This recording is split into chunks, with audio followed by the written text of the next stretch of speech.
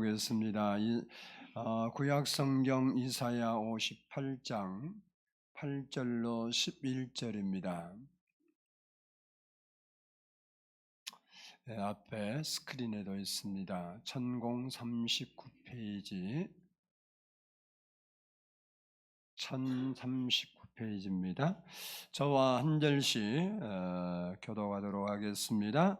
8절을 봉독에 올립니다. 그리하면 내 빛이 새벽같이 비칠 것이며 내 치유가 급속할 것이며 내 공의가 내 앞에 행하고 여호와의 영광이 내 뒤에 호위하리니 내가 부를 때에는 나 여호와가 응답하겠고 내가 부르짖을 때에는 내가 여기 있다 하리라. 만일 내가 너희 중에서 멍에와 손가락질과 허망한 말을 제하여 버리고 줄인 자에게 내 심정이 동하며 괴로워하는 자의 심정을 만족하게 하면 내 빛이 흑암 중에서 떠올라 내 어두움이 낮과 같이 될 것이며 여호와가 너를 항상 인도하여 메마른 곳에서도 내 영혼을 만족하게 하며 내 뼈를 견고하게 하리니 너는 물된 동산 같겠고 물이 끊어지지 아니하는 샘 같을 것이라. 아멘. 이 시간에는 성가대의 찬양이 있겠습니다.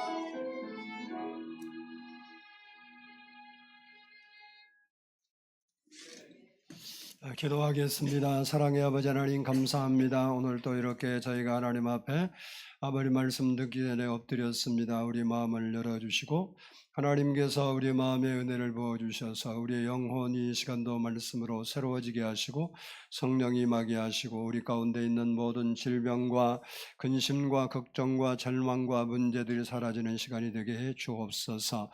주님을 의지하고 사랑합니다. 주님께서 오늘 나온 모든 심령 한 심령 한 심령 붙잡아 주시고 말씀으로 세워주시고 새롭게 하시고 희망찬 아버지 삶을 살아갈 수 있도록 은혜를 부어 주옵소서. 늘 함께하신 하나님께 감사드리오며 예수님의 이름으로 기도드리옵나이다. 아멘. 할렐루야. 우리 옆사람과 한번 인사합니다. 사랑하고 축복합니다. 한번 따라서 합니다. 하나님이 기뻐하시는 삶. 오늘 본문의 말씀은 이스라엘 백성들의 형식화된 잘못된 신앙과 사회의 죄악상을 지적하면서 내가 여호와께 돌아와 의를 행하고 선을 행하면 복을 주시겠다라는 약속의 말씀입니다. 당시 이 말씀이 기록할 당시 그 이스라엘 백성들의 신앙을 보면 본문 3절에 이렇게 말하고 있습니다. 우리가 금식하되 어찌하여 주께서 보지 아니하시오며 우리가 마음을 괴롭게 하되 어찌하여 주께서 알아주지 아니하시나이까 라고 하나님을 향해서 반문하고 있습니다. 다시 말하면 힘들게 금식했는데 왜 하나님이 안 들어주십니까? 이런 의미입니다. 이렇게 그들이 생각한 이유가 뭘까?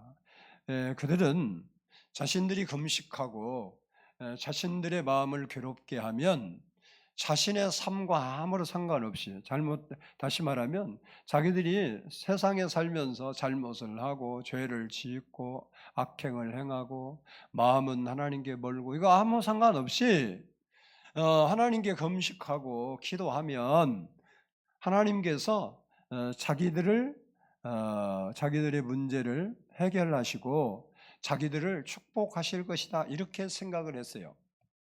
그러니까 한마디로 말하면 그들의 생각이 잘못됐다 이 소리예요. 근데 그것이 정상인 줄 알고 그렇게 생각하고 왜 금식했는데 이렇게 힘들게 내가 밥도 안 먹고 금식했는데 왜 하나님이 대답 안 하십니까? 그런 거예요. 그러나 하나님께서는 그들의 그 잘못된 생각에 대해서 이렇게 지적을 합니다.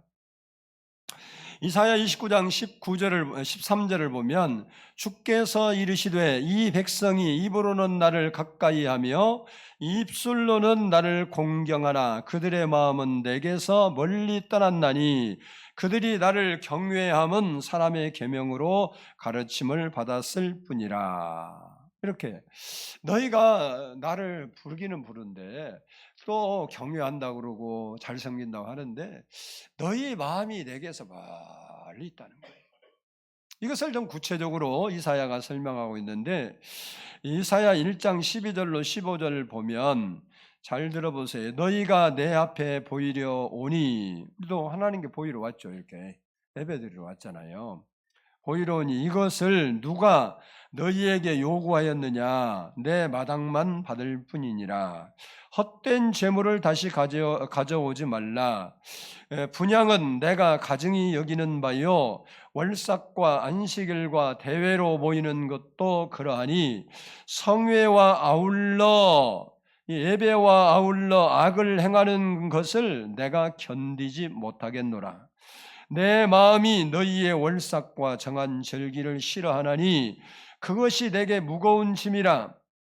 내가 지기에 곤비하였느니라.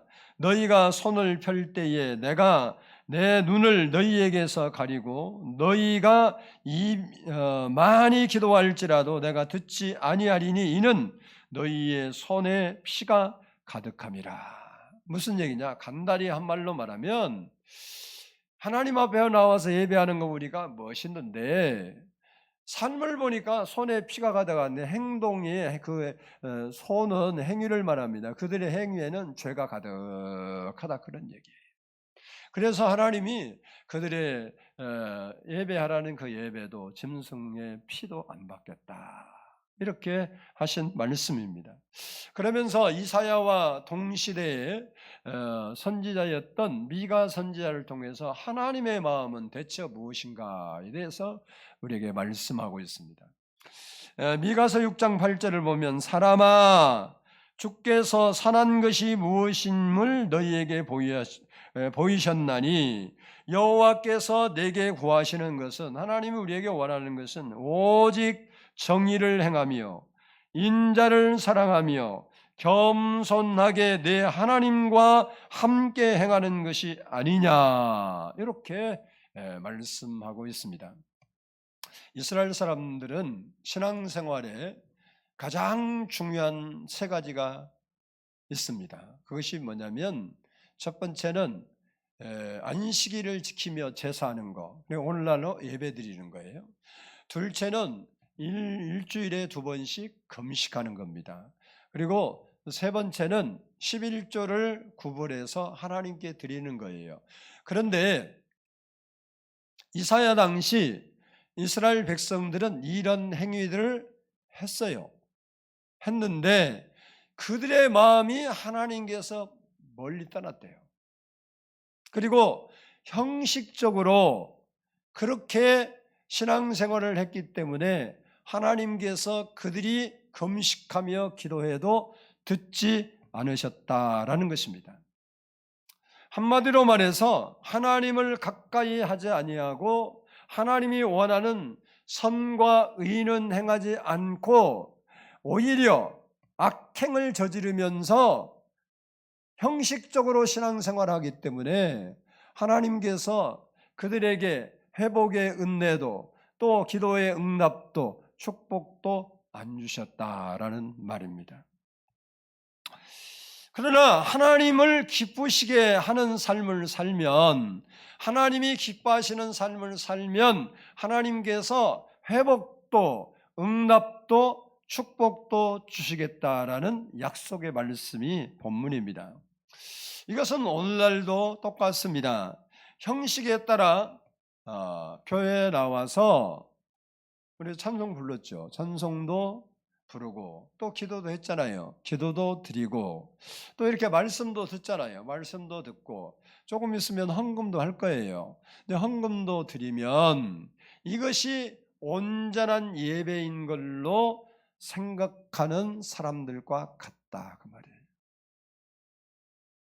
여러분 이렇게 나와서 예배 드려 몸도 드리고 마음도 드리고 또 뭐 찬송도 부르고 기도도 하고 말씀도 듣고 헌금도 드린 그 자체가 하나님이 받으시는 예배는 절대 아닙니다. 거기에 우리의 마음이 들어 있어야 된다라는 겁니다. 다시 말해서 형식주의에 빠져서 예배의 생명력은 잃어버린 채 순서에 의해서 되돌이하는 신앙과 예배는 하나님을 기쁘시게 할 수도 없고 하나님이 기뻐하는 삶도 살 수가 없다는 거예요. 그러므로 우리는 형식적인 신앙에서 벗어나서 하나님이 기뻐하시는 삶을 살아야 됩니다. 오늘 읽은 본문의 말씀은 하나님이 기뻐하시는 삶을 사는 사람들에게 주시는 하나님의 복이 기록되어 있습니다. 그 복을 오늘은 살펴보면서 그것이 성경에 있는 복이 아니라 여러분과 저의 것이 될 수 있기를 축복합니다. 먼저는 한번 따라서 합시다. 회복의 축복. 우리 8절을 한번 보겠습니다. 오늘 본문 8절의 말씀 시작. 그리하면 내 빛이 새벽같이 비칠 것이며 내 치유가 급속할 것이며 내 공의가 내 앞에 행하고 여호와의 영광이 내 뒤에 호위하리니. 아멘. 아멘. 여기 그리하면이라는 말을 간단히 요약하면 하나님이 기뻐하시는 삶을 살면이라는 의미예요. 그러니까 하나님이 기뻐하시는 삶을 살면 잃어버린 것들을 다 회복시켜 주시겠다라는 말씀입니다. 그리고 내 빛이 새벽같이 비칠 것이며 라는 말은 어둡고 캄캄한 밤이 지나면 우리가 아는 대로 영롱한 새벽빛이 찬란하게 쫙 비치는 것처럼 우리의 삶의 고통과 절망의 밤이 지나고 찬란한 희망의 빛이 비춰오게 된다는 거예요. 즉 어둠을 뚫고 힘차게 떠오르는 아침 태양처럼 오랫동안 절망에 빠져 살던 그들에게 모든 것을 회복하시는 회복의 은혜를 주시겠다는 말씀입니다. 나오미가 성경에 보면 나오미가 자기가 살던 예루살렘에 흉년이 들었습니다. 그래서 그 흉년을 어떻게 잘 타게 할까 생각하다가 자기 가산을 다 정리했어요.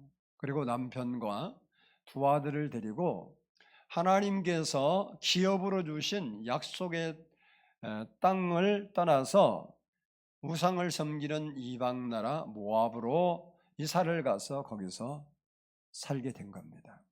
그런데 그 모압에 가서 한 10여 년쯤 살았는데 그 어간에 남편이 세상을 떠나고 두 아들이 죽었어요. 그리고 그곳에서 두 아들이 결혼했는데 이제 뭐 손자 손녀도 없이 두 며느리만 딱 남은 겁니다. 나오미가 자기 생각대로 이 흉년을 잘 극복해 보겠다 그래서 머리 써갖고 하나님을 떠나서 우상을 섬기는 자리에 가서 살았는데 모든 것을 잃어버리고 불행한 여인이 된 거예요. 그때서야 정신을 차린 거예요. 내려갈 때도 몰랐고 거기서 살 때도 몰랐고 뭐 결혼할 때 불행했겠어요. 자기 아들 결혼시키는데 얼마나 행복했겠어요. 두 아들을 거기서 행복해 멋지게 시켰겠지.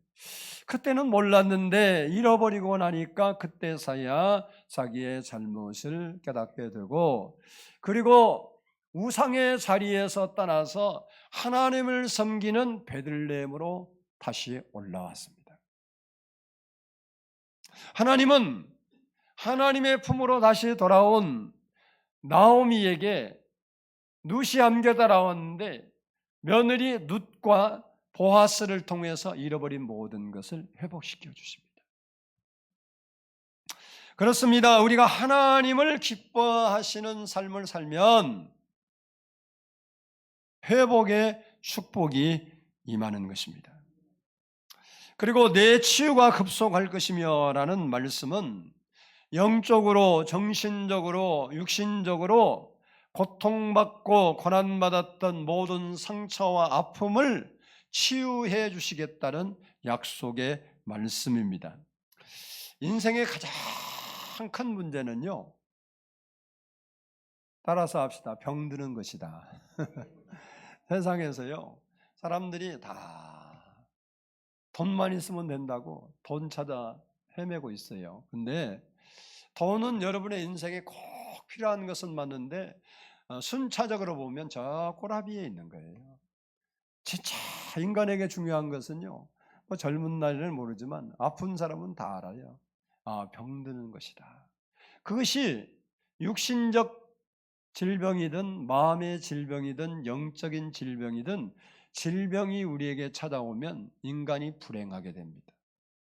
돈이 많든지 명예가 있든지 아니면 인기가 있어도 병들면 다 소용이 있어요, 없어요? 없다. 건강하게 사시길 축복합니다.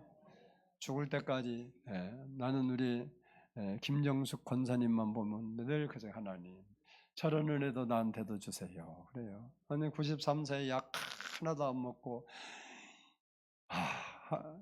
수요일 날은 여기 3번씩 다녀요. 저 가양동에서 전철 갈아타가면서 요 가까이 있는 사람도 안 오는데 여러분 안 건강하면 올 수가 없어요.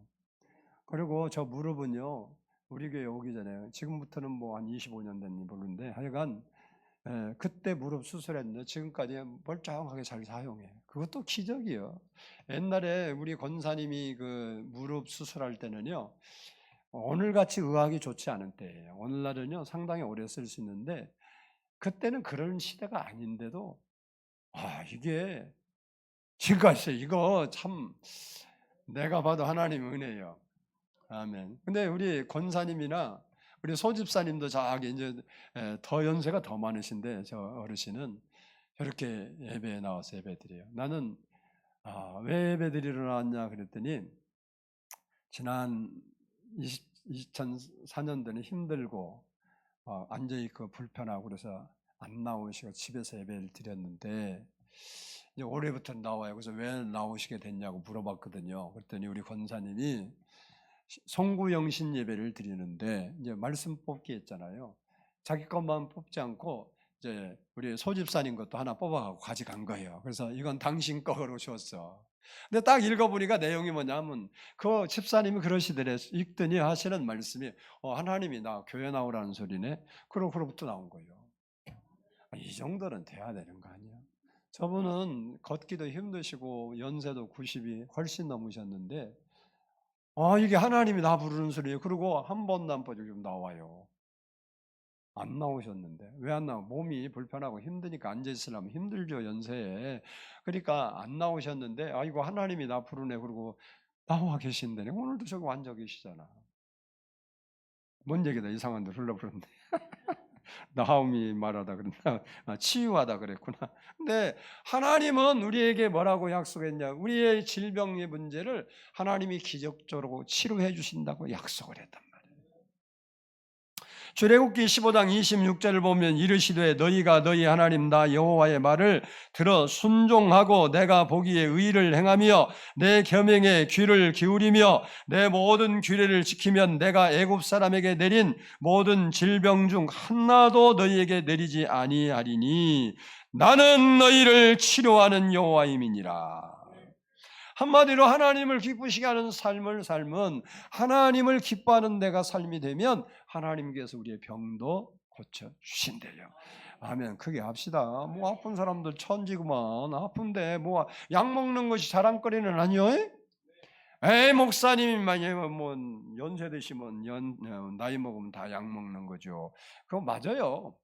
그게 일반적인 원리인데 우리 권사님은 지금도 고혈압, 당뇨, 무슨 약 하나도 안 드신대.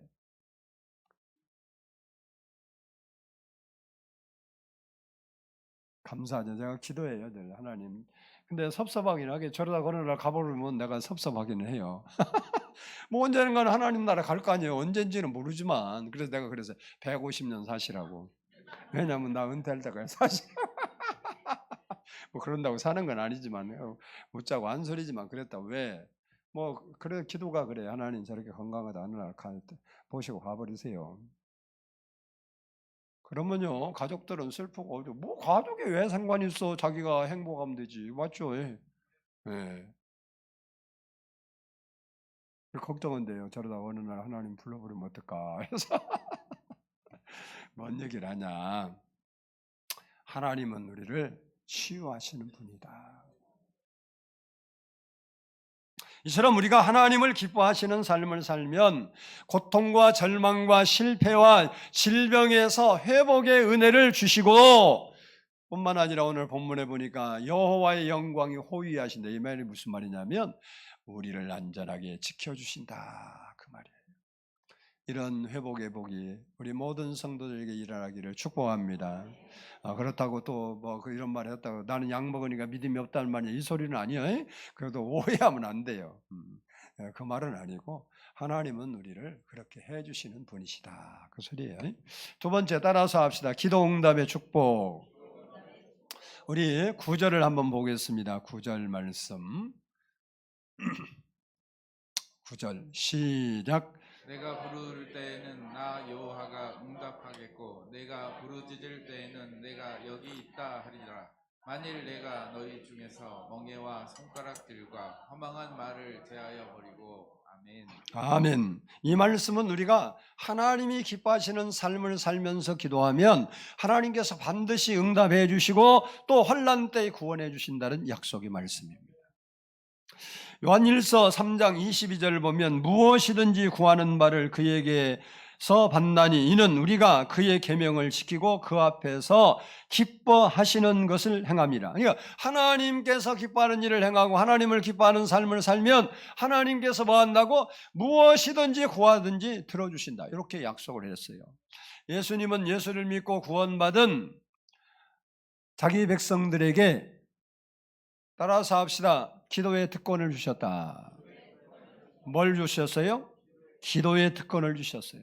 요한복음 14장 14절을 보면 내 이름으로 무엇이든지 내게 구하면 내가 행하리라 그랬어요.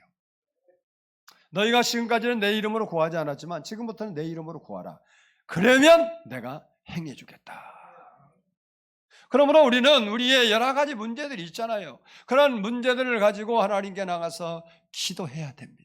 그러면 하나님께서 그 문제에서 우리를 건져주시고 해결해 주시는 거예요.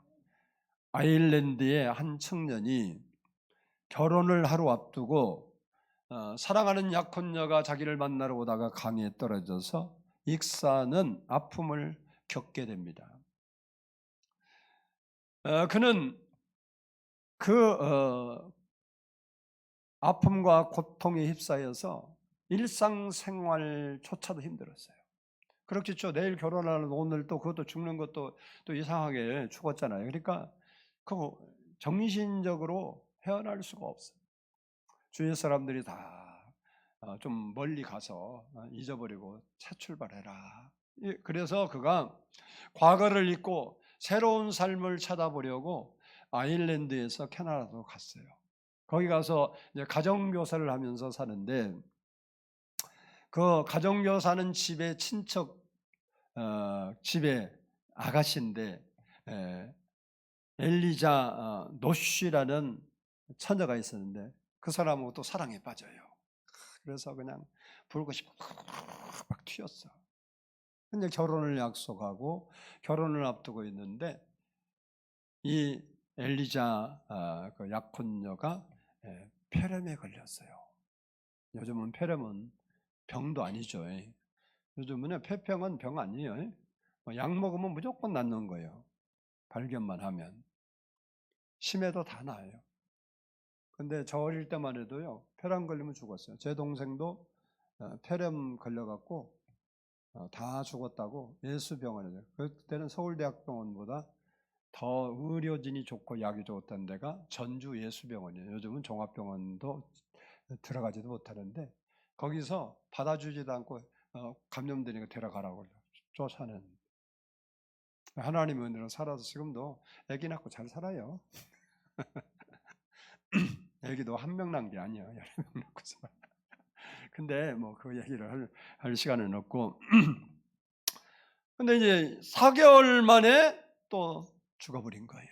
그러니까 두 약혼녀를 차례를 잃고 아주 깊은 절망 가운데 빠져 있는데,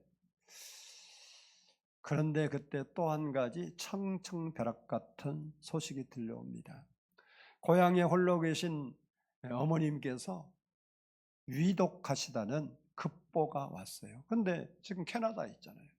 오늘날 비행기 타고 호로 가는 그런 데가 아니잖아요. 금방 곁에 갈 수도 없는 자신의 처지가 감당할 수 없는 슬픔과 절망에 꽉 빠졌습니다. 그때 그가 무릎을 꿇고 여호와께 부르셨습니다.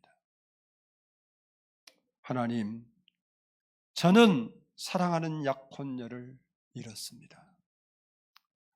저는 매우 외롭고 고독합니다. 하지만 더 외로움 가운데 있는 제 어머니의 친구가 되어 위로해 주시고 제 어머니의 병을 고쳐주세요.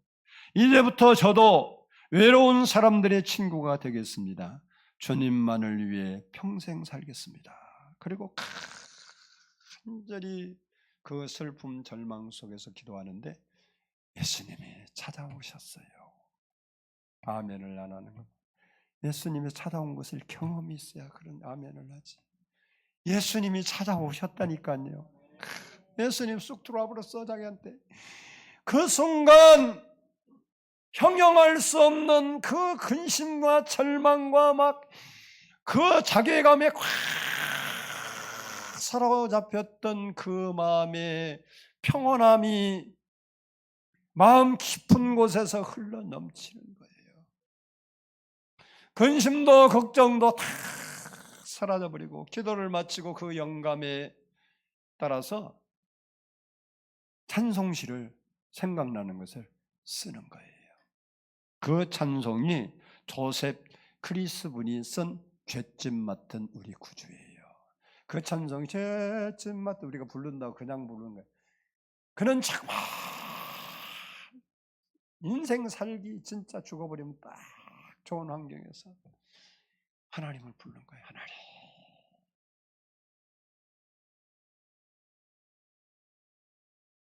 그 가사 보면 2절에 이런 가사에서 시험, 걱정, 모든 괴로움 없는 사람 누군가.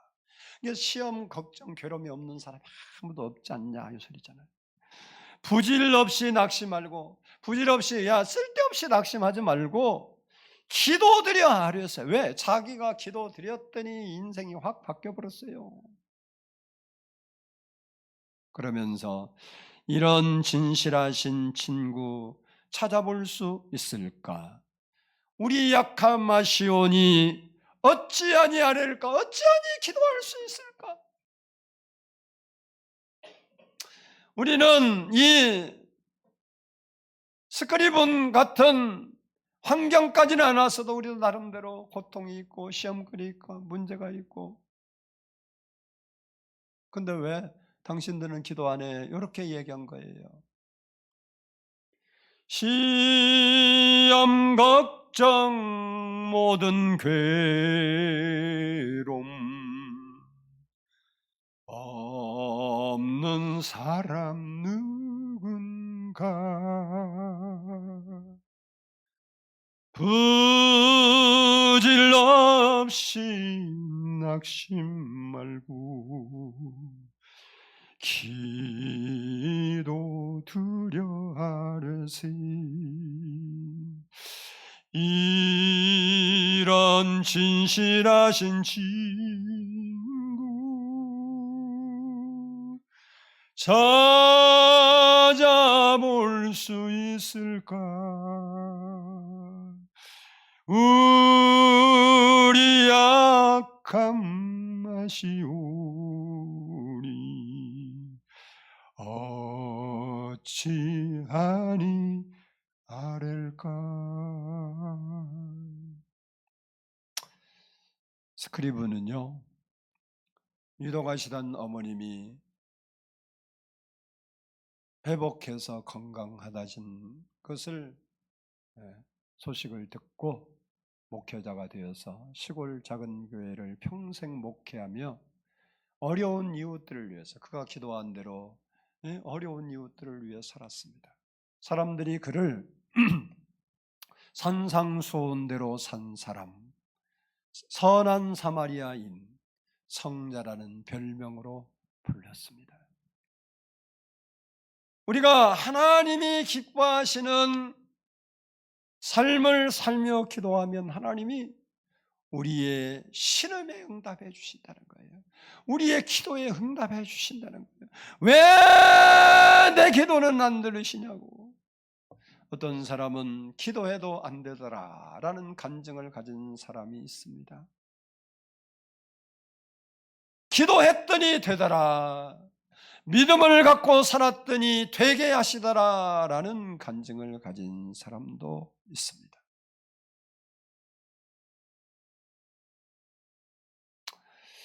우리의 기도와 믿음이 막연한 생각에 머물러 있지 아니하고 기도의 능력을 체험하고 믿음의 증거가 간증거리로 나타나는 삶을 살아야 됩니다.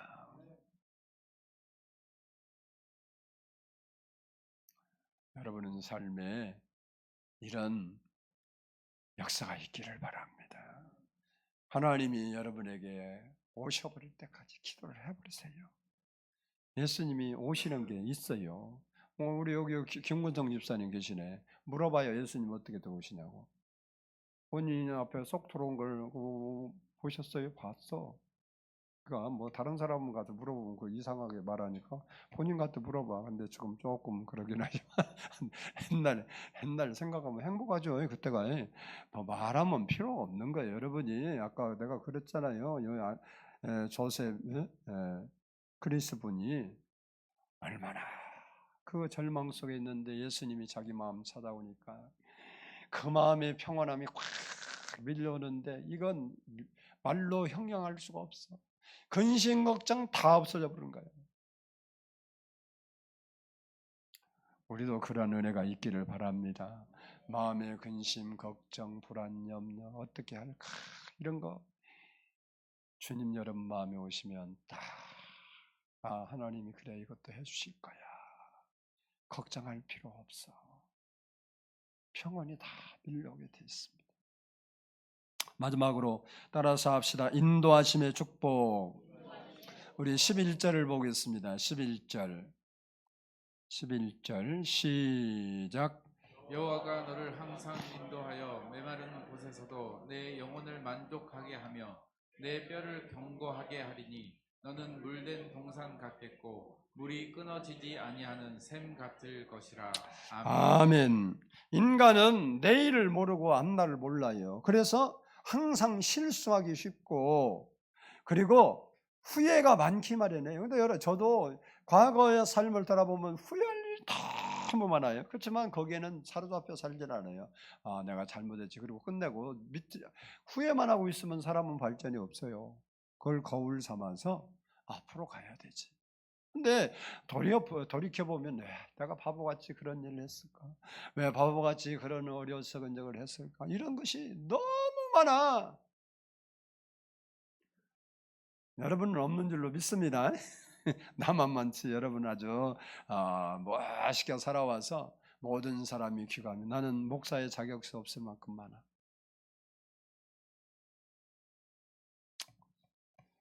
그런데 인생은 그렇게 후회가 많아. 그래서 근데 이 실수하지 아니하시는 하나님께서 우리와 늘 함께 하시고 우리를 인도해 주시겠다는 겁니다. 그러면 실수하시는 분이 아닌 분이 인도하시면 우리에게 뭐가 없어지냐? 후회거리가 없어지는 거예요. 그래서 하나님의 인도하심을 받는다는 것은 복 중의 복이에요. 세상의 복 중의 복이 어떤 복이냐? 세상에서는 따라서 합시다. 평안의 복이다. 그래서 돈이 있고 명예 있고 인기가 있고 뭐 사람들이 좋아도 마음이 불편한 사람은 행복이라는 건 행자 하나도 없어. 그러나 아무것도 없어도 마음이 행복한 사람은 행복해 그냥. 어떤 분이 그러더라고. 은혜를 받고 나니까 자기가 먹을 것이 없어서 물만 마실 텐데 물을 한 잔을 떠나는데도 막 감사가 절로 막 넘치게 나온대. 그러니까 그러기 은혜가 오기 전에는 그 감사가 하는데 억지로 성경에 감사하라고 하나님 이거라도 먹게 해주면 감사한데 그 감사한 마음이 없었어. 근데 그랬대. 여러분 우리가요 하나님의 은혜 속에서 정말 인도하심을 받아야 돼. 할렐루야. 진짜예요. 그 이스라엘 백성들이 인도함을 받은 것을 성경에는 너무 많이 나왔는데 이스라엘 역사에서 가장 위대한 왕이라고 이스라엘 백성들이 하는 사람이 누구냐면 다윗 왕이에요. 다윗 왕. 근데 다윗 왕이 뭔 고백을 하냐? 다윗 왕이 여호와는 나의 목자시니 내게 부족함이 없으려다. 그게 무슨 얘기냐면 자기가 목동이었잖아요. 목자. 이 양을 자기가 먹이고 그래서 성경에 보면요. 이 다윗이 뭐 하냐면 사울 왕한테 고백하는 거 보면 일이나 사자나 이런 악한 짐승들이 와서 양 새끼를 물고 가면 쫓아가서 아가리를 벌리고 양을 꺼내고 쳐주겠대요. 그게 무슨 얘기냐면 그 양 자기에게 맡겨진 그 양을 먹이고 보살피고 인도하는데 목숨 걸고 했다는 거예요. 그래서 그가 하나님을 내가 뭐라고 표현하면 좋을까? 그리고 표현한 게 뭐냐면 여호와는 나의 목자시다. 그 하나님이 자기를 그렇게 자기가 양을 돌본 것처럼 인도해 주셨다라는 고백입니다. 하나님은 아브라함을 인도해서 믿음의 조상이 되게 하셨고 요셉을 인도해서 애굽의 총리가 되게 했어요. 하나님의 인도가 없었으면 어떻게 요셉이 그 종살이 하다가 총리가 되겠어요?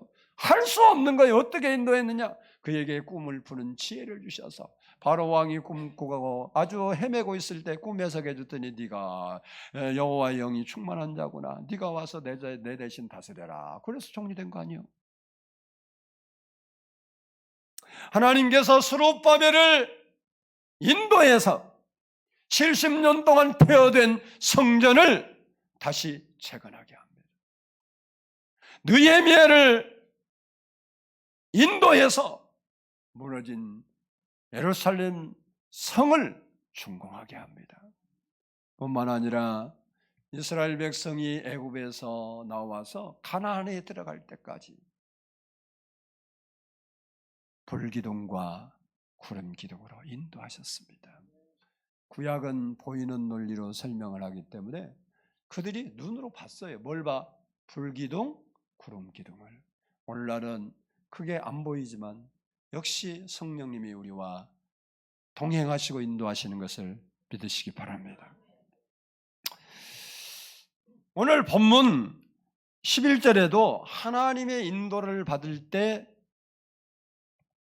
임하는 복이 나열되어 있어요. 거기 보니까 첫째, 메마른 곳에서도 내 영혼이 만족하게 되고, 둘째, 내 뼈를 견고하게 하고, 셋째, 너는 물된 동산이 될 것이고, 넷째, 물이 끊이지 않는 샘과 같은 복을 주시리라. 여러분 복이 되기를 축복합니다. 하나님의 인도하심을 우리가 받게 되면 하나님께서 힘든 삶을 살면서도 우리 영혼에, 다시 말하면 우리 마음에 평안함과 행복함을 주신다. 그래서 그걸 이기게 하신다는 거예요. 힘든 일이 없는 게 아니라 메마른 곳에서 내 영혼이 만족한 것처럼 우리가 삶 속에 힘들고 어려운 일이 우리에게 있을지라도 그걸 이길 수 있는 영혼의 만족을 주신다는 거예요. 그리고 뿐만 아니라 내 뼈를 건고 영육간에 건강이 임하도록 역사해 주십니다. 물된 동산이라는 말은 우리나라에서는 이해가 안 되는 얘기예요. 여러분이 예루살렘 성지, 다른 데 세계 여행 가려고 하지 말고 한 번이라도 예루살렘을 갔다 오세요. 예수 믿는 사람이 성지순례는 한번 가요. 우리 교회 옛날에 개 묻든지 개 다 깨버리고 안 가더만. 다시 묻든지 어쨌든. 이거 다른 데는 못 가도 요즘 500만 원 가져야 가. 나는 200만 원에 갔다 왔던 시대에 갔는데 지금은 500만 원이 넘어요. 근데 어쨌든 예루살렘, 여러분이 성지는 한번 가봐야 할 거 아니에요. 뭐 놀러 가는데 거기 가는 것이 훨씬 나아. 한번 가봐. 고생스러워도 가볼 만해. 돈 500만 원 아깝다고 하지만 긁어. 뭘 긁어? 카드 긁고 가. 어떻게 그냥 모르면 하나님 뗐어 그냥. 그러면 어디 누가 주든지 말든지 할 거 아니야. 그냥 어쨌든 어떤 사람은 그렇게 또 해요. 그러니까 그 믿음대로 안 하니까 거기 가면요, 요 말이 그냥 이해가 돼요.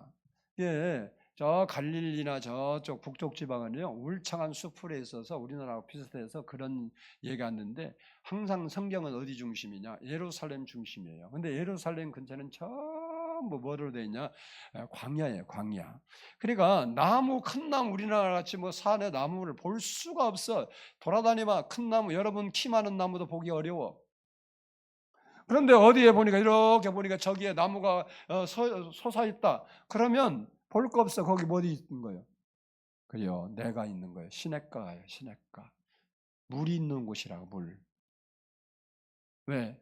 거기 이스라엘은 우리 같이 피가 없죠. 예. 여러분이 아는데 강수량이 없어. 근데 지붕 안 덮어도 방수는 필요가 없는 나라가 그 나라예요.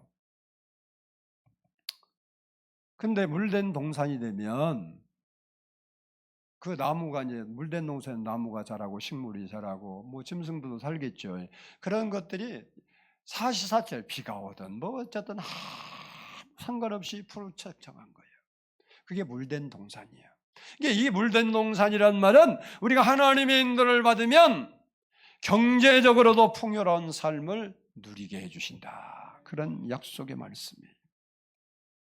우리가 하나님이 기뻐하시는 삶을 살려면 형식적이고 습관적인 종교 생활에서 벗어나서 마음과 정성을 다해 하나님께 가고 하나님의 임재가 있는 예배를 드려야 하고 기도도 생명력 있는 기도를 해야 하고 정성을 들여서 봉사하고 영혼을 사랑하는 전도의 열정을 가져야 되는 거예요. 그리고 악을 그치고 선을 행할 때 하나님이 우리를 기뻐하시는 거예요. 이와 같이 우리가 하나님이 기뻐하시는 삶을 살면 우리에게 뭔 복을 주시냐? 회복의 복을 주시고 기도 응답의 복을 주시고 인도함의 복을 주시는 겁니다.